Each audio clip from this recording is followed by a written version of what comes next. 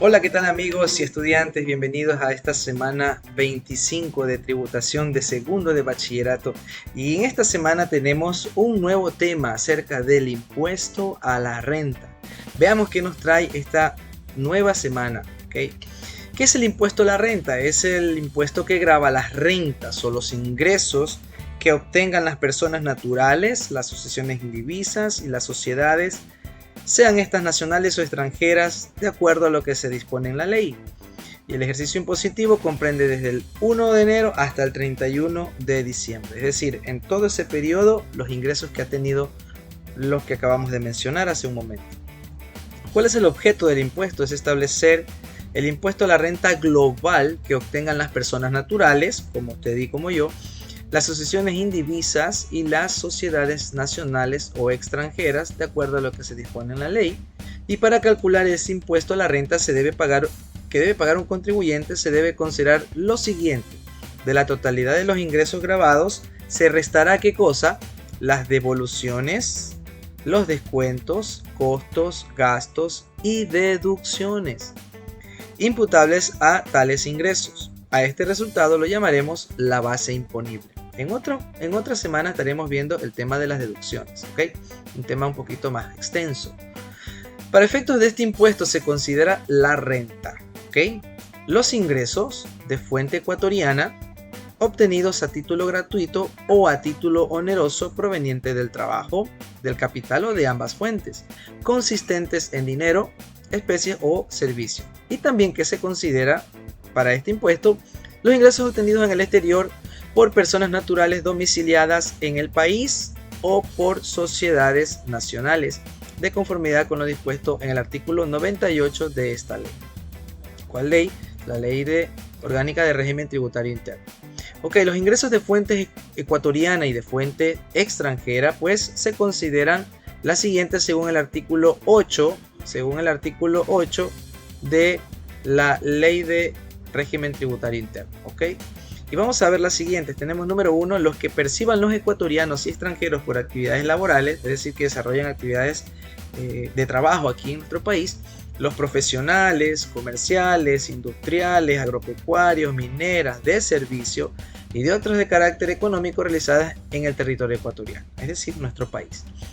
Los que perciben los ecuatorianos y extranjeros por actividades desarrolladas en el exterior, fuera de nuestro país, provenientes de personas naturales, de sociedades nacionales o extranjeras, con domicilio en Ecuador, es decir, que están inscritas en el Ecuador y domiciliadas aquí, o de entidades y organismos del sector público ecuatoriano. Las utilidades provenientes en la enajenación de bienes, muebles o inmuebles ubicados en nuestro país.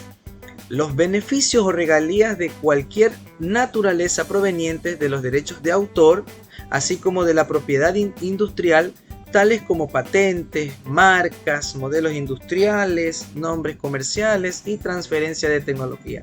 Es decir, todo lo que en este rubro del punto número 4 menciona acerca de las patentes, marcas y derechos de autor generen ingresos por esto, tendrá que pagarse el impuesto a la renta.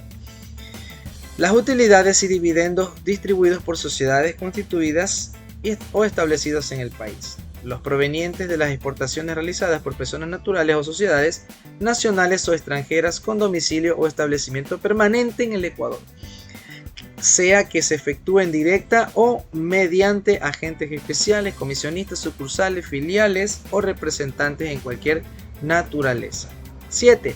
Los intereses y demás rendimientos financieros pagados o acreditados por personas naturales, nacionales o extranjeras residentes en el Ecuador, o por sociedades nacionales o extranjeras con domicilios en el Ecuador, o por entidades u organismos en el sector público, es decir, todos los intereses y rendimientos financieros que éstas generen, ¿ok? Los provenientes de loterías, rifas,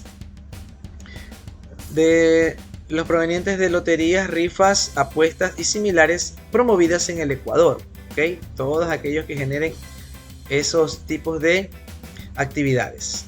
9. Los provenientes de herencias, legados, donaciones y hallazgos de bienes situados en el Ecuador. Y finalmente, cualquier otro ingreso que perciban las sociedades y las personas naturales, nacionales o extranjeras que residan en el Ecuador incluido el incremento patrimonial que no ha sido justificado. ¿Ok? Todos aquellos ingresos deberán pagarse el impuesto a la renta.